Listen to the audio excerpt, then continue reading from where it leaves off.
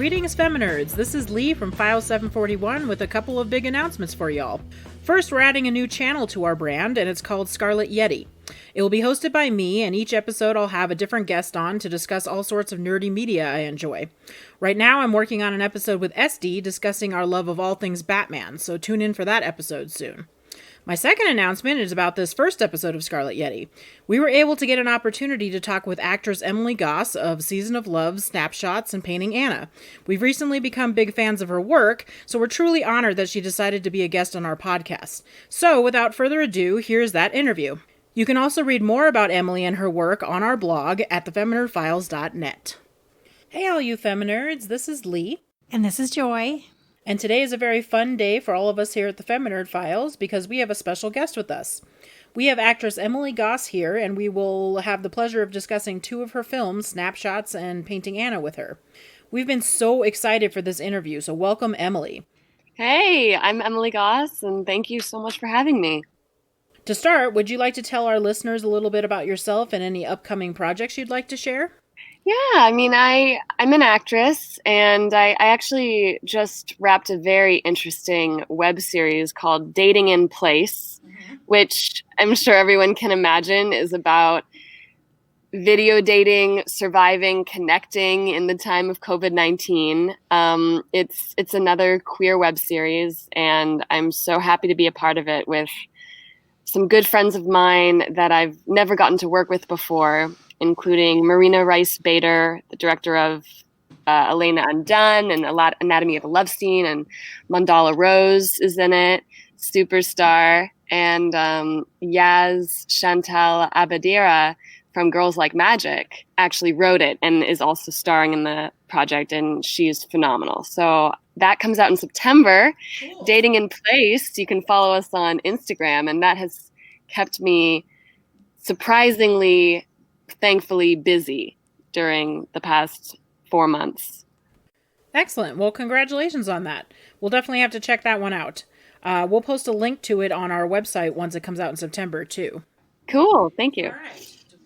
Okay, shall we start diving into questions? Let's start with Snapshots. Okay, so Emily, can you give us a brief synopsis of this film and what role you play? Sure. Snapshots is about 3 generations of women who get together for their annual women's weekend. You know, a daughter who's a millennial, then a baby boomer, and then, a greatest generation to give you an idea of the ages. And this is set now in present day. And over the course of the weekend, it's revealed that the grandmother, played by Piper Laurie, had an affair with a woman in the past, and the love of her life was, her best friend named Louise, and I play Louise. Oh, wow. Okay. That was good. I like to keep it short. There was a spoiler, but, I like to, whenever someone asks me to describe something, like, what's this movie is about? And it's like, it's about a family. And then I just leave it at that. Well, you're just going to have to watch. Exactly. So what drew you to the role of Louise? I'm not fielding offers and turning things down willy-nilly. I was so happy to have a job, and then it turned out to be this job, which is very special. As a character, Louise, I felt so lucky to play Louise because she is strong and she kind of gets to say the things that we all think and maybe we're not brave enough to say. And she is lively and energetic, and reading the script, Louise is written to be a very special character. And so I just felt so lucky that I fell into this job and got to do it. Yeah, she's a fantastic character, and you played her so well. Yeah, Rose describes Louise as bold, which we all see, and it's kind of a surprising character trait for that time period. So would you also describe yourself that way? I hope so. I don't know. I come from a lot of strong women, and I come from a lot of opinionated women, and I love having opinions and sharing my opinions, which unfortunately can be considered as bold today, even just to state the way you feel about something unapologetically. I try and be bold in doses, but of course, I'm constantly getting inspired by truly bold women who we see in the news these days. Yes, her Louise's love of life is it's so inspiring and endearing, and the way that it inspires Rose to just embrace who she is. And I loved how through the generations, you see these different phases of boldness, with each of these women. Rose, she has this love of her life, but she doesn't really confront it and admit to it until the end of her years. And it's so inspiring. And I think she's inspired by her daughter and granddaughter's lives as well, how they're living honestly, even though Patty, has some issues.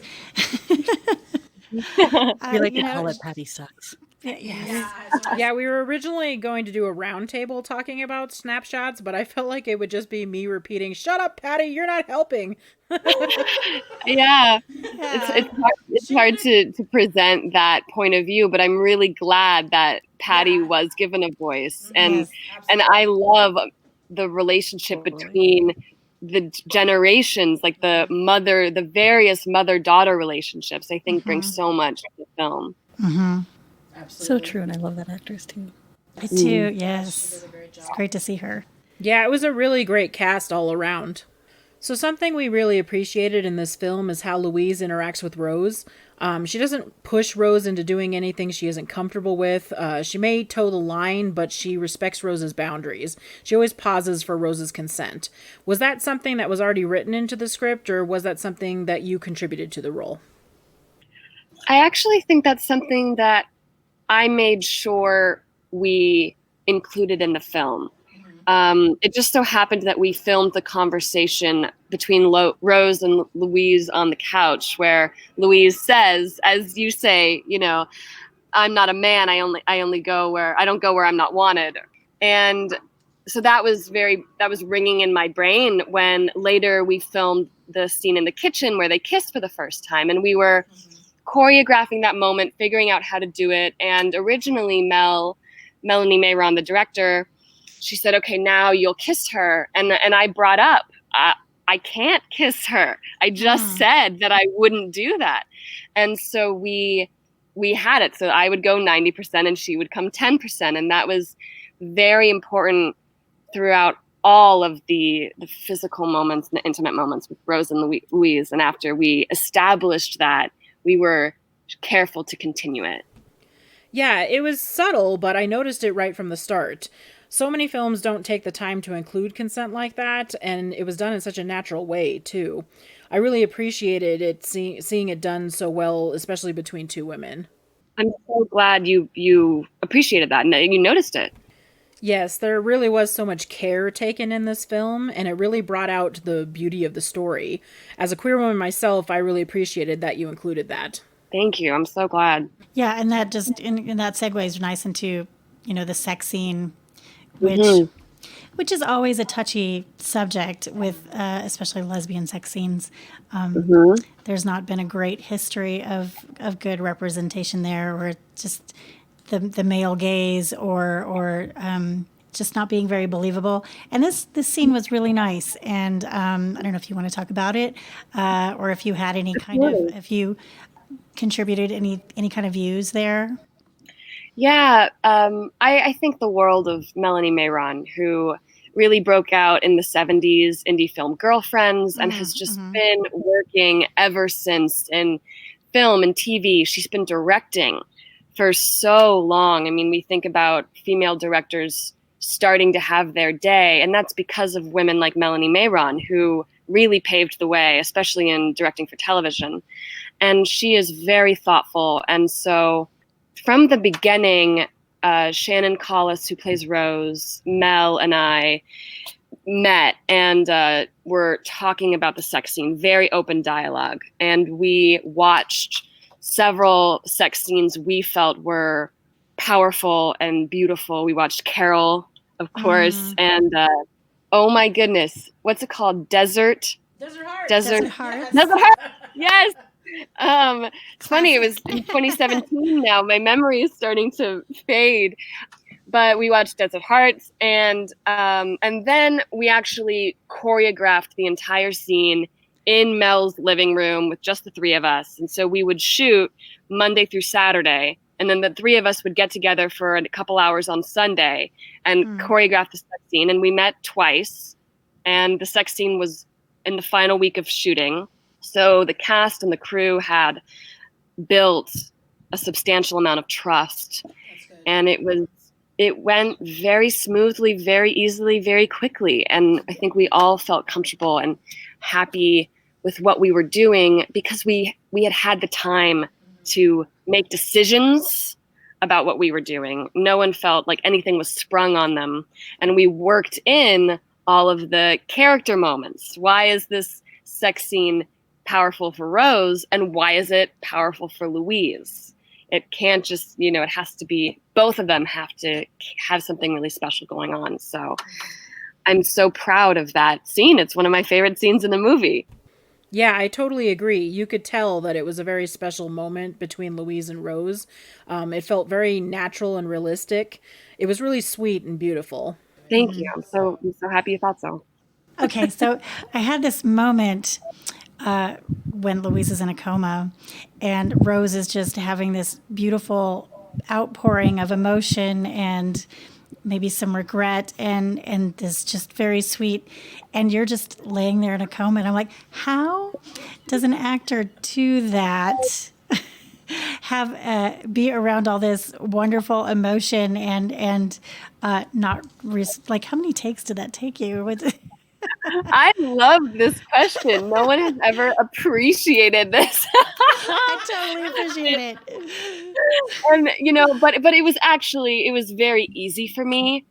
I would count to 4 on an inhale and then count to 4 on an exhale, and 4 in and 4 out, and focus on the numbers. I almost didn't hear them. I was just so focused on the numbers because I wanted my breath to be even, so it did truly look like I was in a coma. That's primarily why I was counting it, but it definitely provided a useful distraction. The most difficult part was that it was so hot when we were filming in the summer of 2017, and at one point this fly was buzzing around the room, and I could hear it, and then I was ignoring it. And then this is like the proudest moment of my career, you guys. The fly landed on my face. Oh, no. It landed on my forehead, and I didn't move. I kept going, and I felt it walking on my forehead. And finally, this was during Brett's coverage, Brett's scene of like his emotional outpouring, and I think it actually fueled him because it was so enraging to him to see my body disrespected, and he just walked over and batted the fly away, and then he walked back to his mark and continued with his gorgeous monologue. But I loved that you brought that up. I mean, we only filmed my coverage for once, and they pieced together what they needed. It was far from the You're so talented. So appreciated. That's like super zen. It's like super zen to have like a fly crawling on your face. And you're just like, I couldn't handle that. So we really loved Louise's fashion in this film. Did you choose any of her outfits, or were they already made for you? And did you get to keep any of them? I did get to keep a couple pieces. Nice. The most fabulous piece, a lot of them were authentically vintage, and our costume designer is a good friend of Melanie Mayron, and she actually worked on Monk. And, so Brooke Adams' husband is Tony Shalhoub, like they all go way back. And so she helped us, and having the resources of such a fantastic costume director was significant. And you can't make a period piece for as cheaply as we did without seriously gifted, connected people. And so none of the pieces were mine. Shannon Collis actually contributed a couple pieces because she had some nice vintage stuff. But most of them were rentals. And the piece I got to keep is the little bikini top and skirt that Louise wears fishing. I haven't been bold enough. Speaking of bold, I haven't been bold enough to wear it, but I should one of these days. Yeah, all the bathing suits were super cute. And then, Joy, you liked the floral dress that she wore on the couch scene, right? Yeah, I liked everything. Yeah. So Louise is very poetic. Had you read any of Edna's poetry before this film, and are you a fan of her work as well now? I'm definitely a fan of her work now. I hadn't known about her before the film, but I read, a lot about her, and I read a lot of her work as part of my preparation because I like to know what my characters know. And she has a poem called City Trees that really stuck out to me. And now I'm very impressed by who she was. But I've always actually loved poetry and theater and, great lines. So that part of her personality to quote things, that's actually something that I do. So that fit. Nice. So did they, I was going to skip ahead to, you've been at Klexicon, correct? Mm-hmm. Yeah. Yes. And did they screen this film at Klexicon? Snapshots? They didn't. Oh, no. They should have. Our producers didn't submit the film to be screened. Oh, okay. They wanted to go another route. Okay. But maybe they will in upcoming cons. Well, they always ask folks to make suggestions for films to include during the con, so I think we should suggest it for next time. Okay. We'll throw it in. Great. Yeah. How was your experience at Klexicon? Did you enjoy it? Very much. Yeah, I loved it. I was so touched by how many people recognized me from Snapshots and came up to me. And that was because you do these films, and even one like Snapshots that has a limited theatrical release, you don't know who sees it. Mm-hmm. And I felt so humbled, and I felt so thankful that so many people had discovered it. And it was like, yes, like these people are amazing. And I was really moved, and it was fun to be part of the Season of Love booth, and that was during our big crowdfunding for Season of Love, so that was very exciting. Also, I had a great time. So many new friends and reconnecting with old friends. Mm-hmm.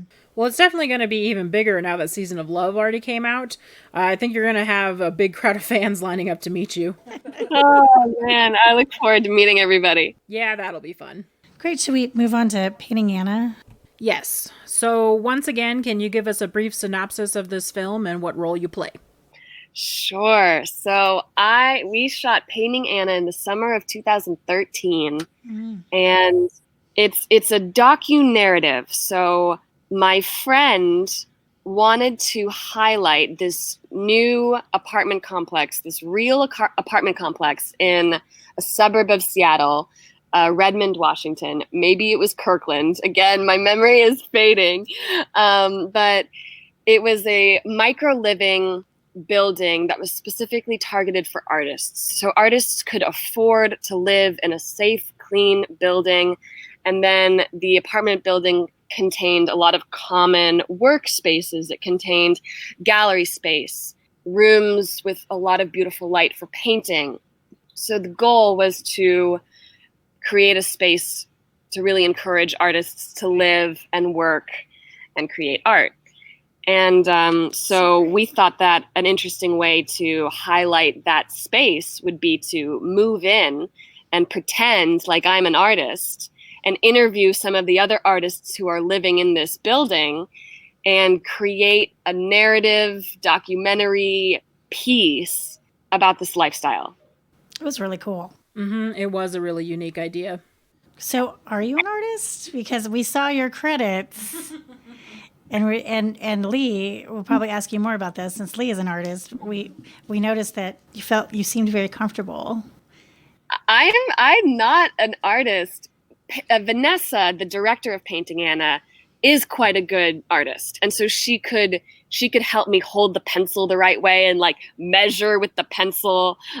But I really am not a fine artist in that sense. I've always enjoyed doing it, but it wasn't something that I had any experience in.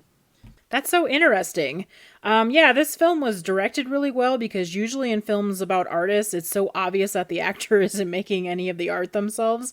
Like the camera will zoom into the art, or we'll only be able to see a hand working on it, or worse, the hand will just be lightly going over lines that were obviously pre-drawn out and stuff. It really shows when an actor is trying to appear like they're making art, but have absolutely no idea what they're doing. However, when you were making the art, it looked quite natural, and it made me wonder, is she really making all these things? The credits did credit you though as artwork. So what was I the think artwork? that's because I was, as you see in the movie, actually painting on the canvases. Oh. Things that I did ended up on the canvases, but I mean, this is a big old spoiler. This might break some hearts, but the paintings that Anna did, the portraits. So the way those were made is we would take a picture and then get the picture developed on a canvas at some place like Costco, and then paint over the photograph on the canvas to make it look like it was paint, but really it was a photograph. It was essentially paint by numbers. Well, in my opinion, there's no right or wrong way to make art. I actually think that was a brilliant idea to make those pieces for the film. It's totally valid, and they came out beautifully. Exactly. Well, it was funny because I mean, even just capturing the right moment is art. Well, I really did think that you were making all of those pieces, so you did a good job at playing a convincing artist. Well, I thought this was a good question. The film depicts artists struggling to find this big project that sort of defines them. Do you have like a big project that you've struggled with from start to finish, or something that's on your mind, a big project that you'd like to conquer?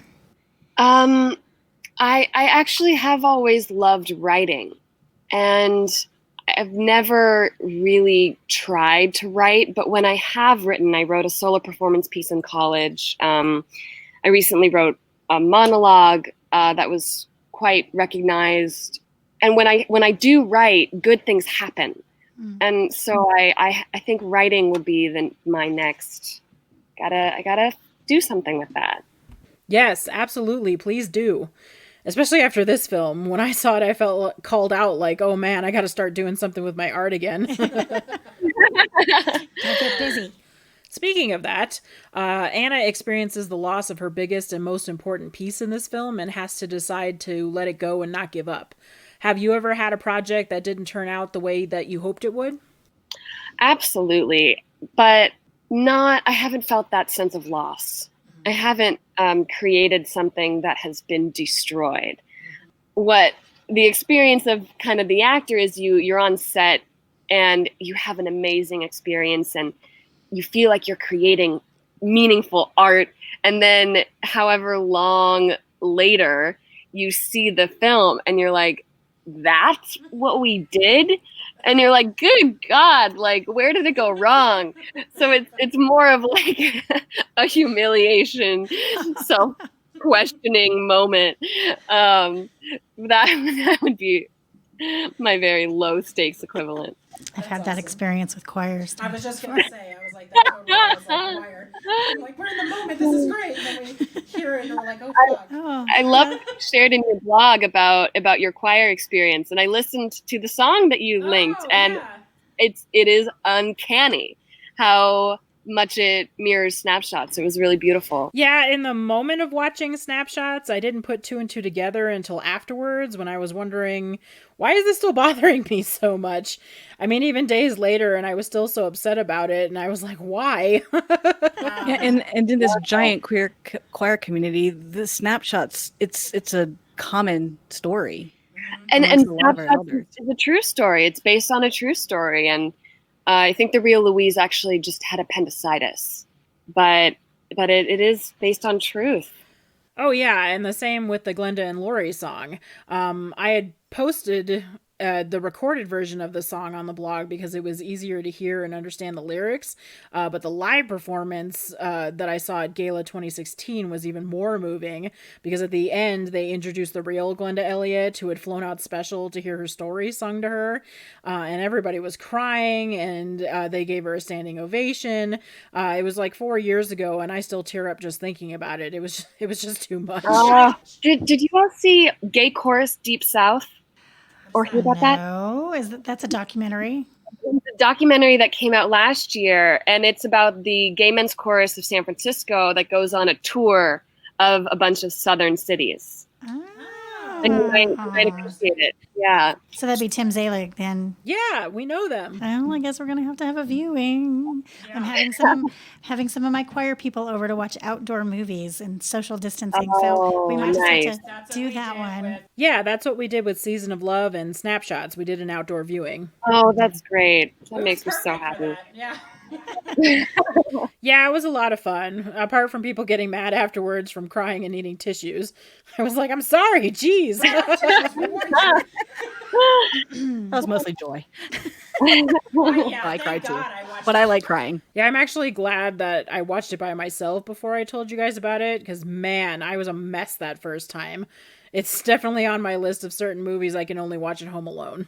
Do you have anything else you'd like to add to Painting Anna? I know it was a while ago that you shot it, but it just means the world to me. And this might touch on one of your personal questions, but it's, you do these movies, and Painting Anna was 3 people. It was me and 2 of my friends from college. We were all fresh out of school, and just like putting together this weird half movie, half documentary, and the fact that it resonated with you, Leigh, so many years later, and that's why I do what I do. And so I'm just floored and so happy that you saw it and that you enjoyed it.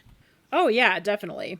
Actually, I'll share a little bit of a personal story. So due to the pandemic, my parents are much more open to watching things that I tell them to, because they're retired and they have nothing better to do. So I gently asked them to watch Painting Anna, and they did. And afterwards, my mom asked me, did we do that with you? And I was able to finally tell them that, yeah, you kind of did. And, that led me to make a choice to go into education instead of pursuing my own art. She had no idea. Did they use the word hobby? Oh, yeah, of course. Unfortunately, I think that's common for people to assume. It's weird because both my parents are more linear thinkers, and they ended up having a daughter who is an artist and then another daughter who is a musician. My sister went into music business for the same reasons. So this really opened up a conversation between us that was actually really nice. Before, I'm not sure that my mom truly appreciated my art as much, and I think that now she does, especially now that she's seen my work be featured in different places and sold, like my comics. And some of those were even about family stories too. Congrats on that. Yeah, thank you for that. I really appreciate it. I think it's made me appreciate Painting Anna even more now. My mom was also interested in listening to this podcast interview as well, which she's never really showed interest in that before. She thought it was really amazing that we got you as a guest. Yeah, so thank you. Your work has meant a lot to me because of this. Yay. That is amazing.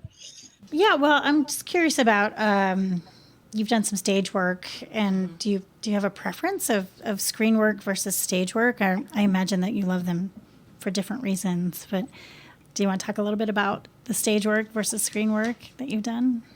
Sure. I do love them both for different reasons, and I like being able to do both, and I think they both feed each other. And in stage, what I really love most about that is I get to play a lot of characters I never would in film.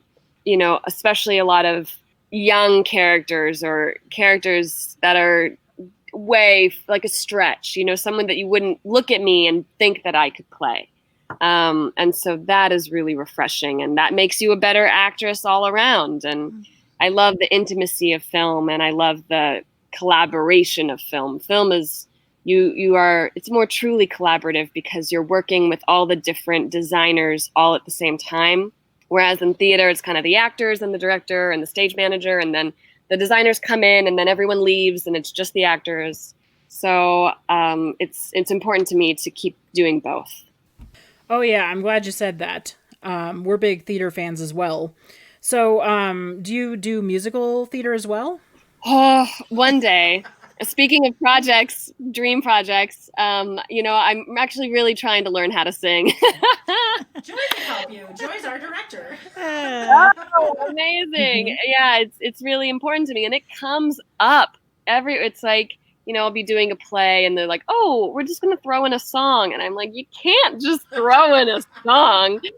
But it's really important to me, especially because I love movie musicals and musicals. And so I gotta work on that. Have you done any kind of music in the past? I've done some voice lessons. Yeah, but that's it. Well, you should join a choir.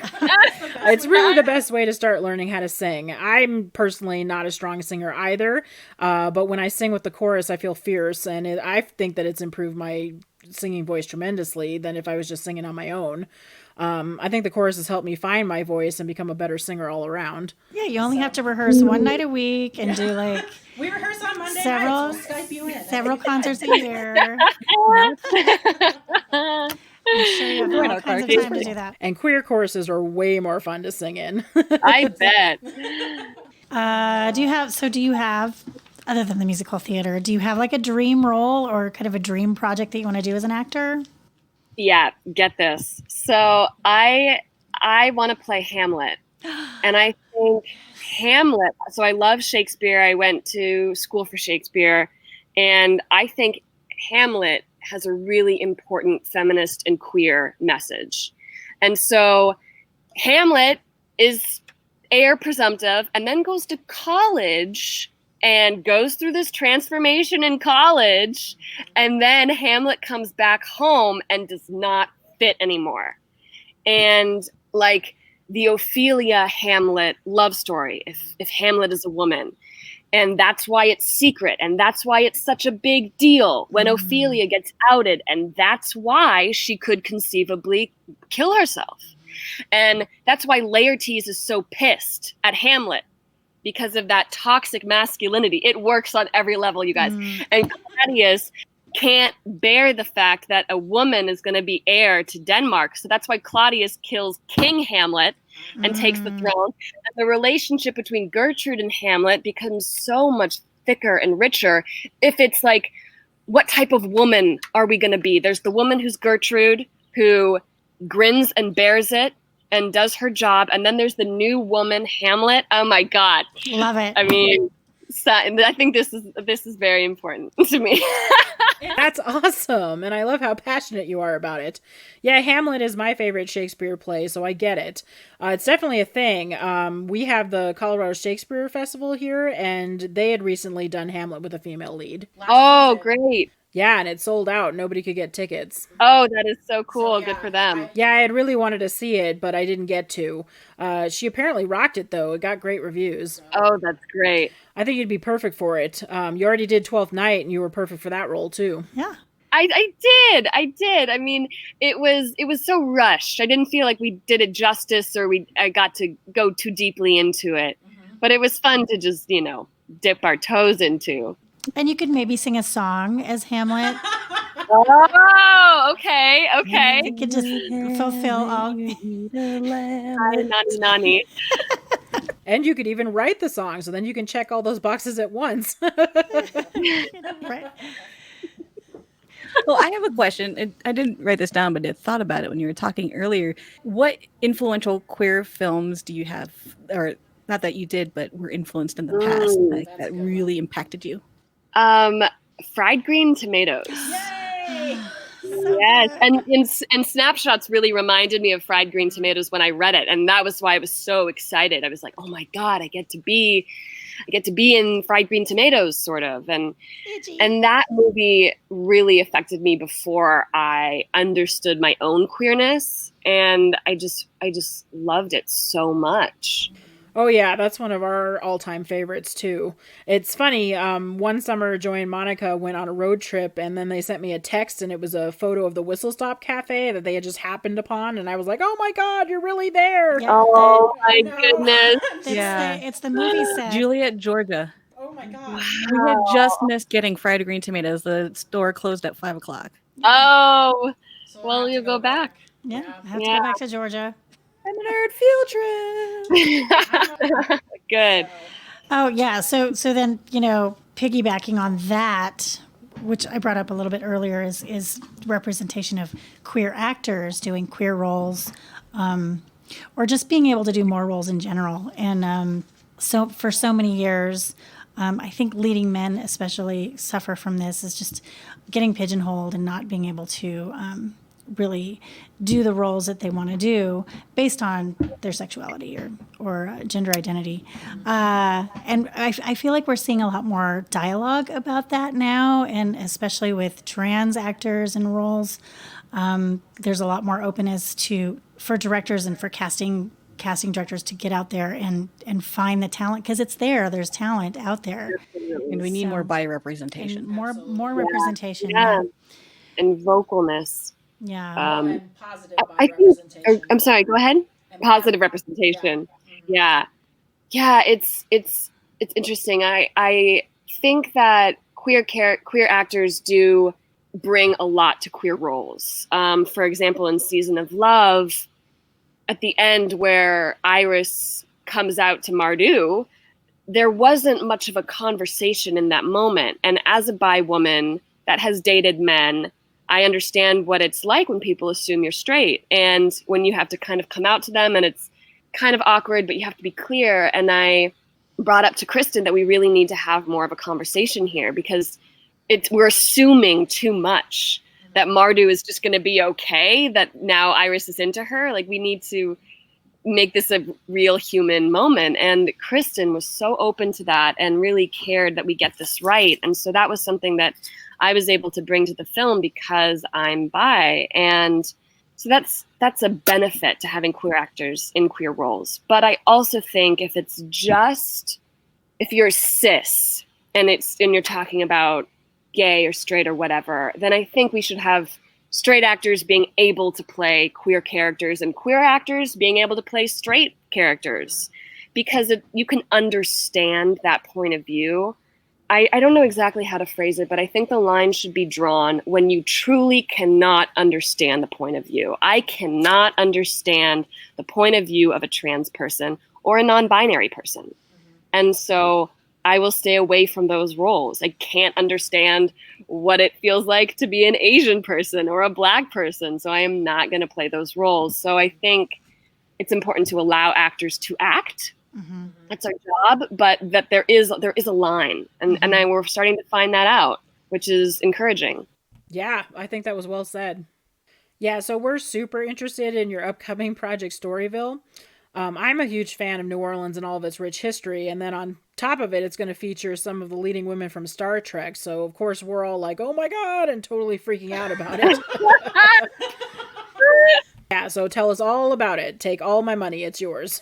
I know. I mean, the sad part of Storyville is that we were supposed to shoot in May. Mm-hmm. And of course, because of COVID, that got indefinitely postponed.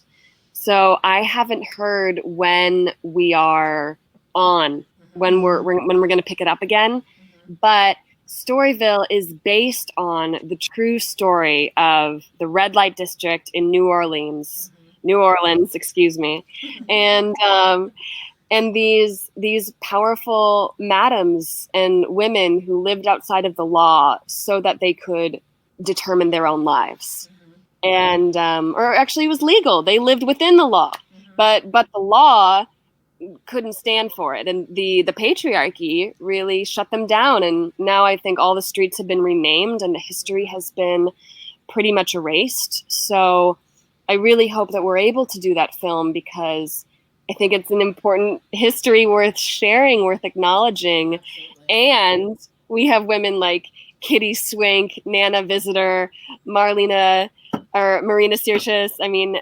unbelievable women. Terry Farrell. I mean, just how lucky can we get? Right? So is it going to be filmed in New Orleans? No, we'll do it in LA. Magic. I wish we were going to New Orleans too. Have you ever been there before? No, I've never been. Oh, you gotta go. It's perfect for any kind of artist, and they do all kinds of historical tours. Yeah, that's why this film really interests me, because the last time we went down there, we took an amazing in-depth historical tour that talked about all of this. Once the Rona allows for more travel. Yes. Also be a Feminerd's field trip. Oh, yeah. Heck yeah. Let's do it. Jazz Fest. So how can we and our listeners best help support your career? I guess just, tune in. That doesn't sound too ridiculous and lame. But I'm on Instagram. I'm on Twitter at Emily Goss 650 on both. And I post about my projects there. And so Dating in Place is at Dating in Place. That's the queer quarantine web series. And you can follow us on Instagram and Twitter. And that one's on Facebook. Awesome. And I'll be posting about Dating in Place. But yeah, it means so much to have the support of the queer community. Truly the best fans in the world. Yes. And I'm glad that you were in Season of Love and that you're going to be a featured guest at the next ClexaCon, because it is such a loyal fan base there. Yeah, right? My goodness, what a gift. Yeah, we've seen several actresses from there have their careers really launched due to their popularity with the queer community there. And really, that's my hope for you. Yeah, that you'll be too famous to do another podcast with us again after this. Never. This is so fun. And then we can say we knew you win. Is there anything you want to add? No, that's all. It's so wonderful to talk to you, and I'm so happy to hear about your art, Leigh, and your sales and success. Yeah, I have my issues with projects too. And my current challenge for myself is to have a booth at ClexaCon next year. I'm really terrified about it. Oh, yeah. That is a great goal. I love that. Well, we can have a Feminerd's booth, and then you can sell your art, and then that way you can need a little tiptoe into your own booth. Perfect. Okay, I'll just take a small corner. Well, okay, you start writing, and I'll start putting together my art for a booth, okay? Okay, deal. So there you go. Great. And we'll have until next ClexaCon to get that done. No pressure. We should do impromptu Shakespeare too while we're at it. Oh, yeah, that would be really cool. With singing. Actually, I think ClexaCon should have more hands-on workshops available. Like Emily Andres, she does the writing workshop. And there's so many people out there with so many different gifts. Like Joy, you could do a singing workshop, and I could do like a paint and sip one. Emily, you could do a Shakespeare one. That would be fun. Yeah. Alrighty. Well, thank you so much for spending some time with us today. Thanks so much. It was so My great to talk to pleasure. you. Well, this has been another exciting episode of the Feminerd Files. I'm Leigh. I'm Joy. I'm Monica. Oh, and I'm Emily. Yay, Emily. Thank you for listening, and please like us on Facebook or follow us on Instagram or Twitter. You can tune in to all of our podcasts on iTunes, Podbean, YouTube, or at thefeminerdfiles.net. Ta-da! See you next time.